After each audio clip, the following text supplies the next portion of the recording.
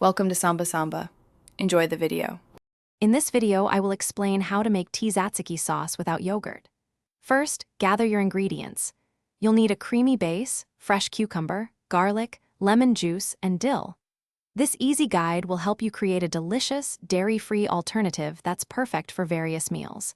It's a fantastic way to enjoy the classic flavors of Tzatziki without any dairy products, offering a refreshing and versatile condiment for your table.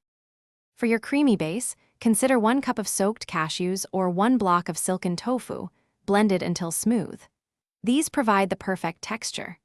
Freshly grated cucumber, about 1 cup, and 2 cloves of minced garlic are essential for that authentic Tzatziki taste. A squeeze of fresh lemon juice and 2 tablespoons of chopped fresh dill will brighten the flavors, making it truly irresistible. Start by grating your cucumber and squeezing out as much excess water as possible. This prevents a watery sauce. Next, prepare your creamy base by blending cashews or tofu until perfectly smooth. In a bowl, combine the drained cucumber, blended base, minced garlic, lemon juice, and dill.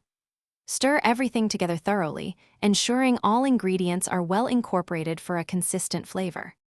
For the best flavor, chill your Tzatziki sauce for at least 30 minutes before serving. This allows the flavors to meld beautifully.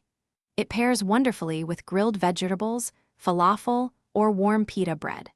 You can also use it as a dip for raw veggies. Store any leftovers in an airtight container in the refrigerator for up to 3 days to maintain its freshness and delicious taste. Thanks for watching. Consider subscribing if we helped you.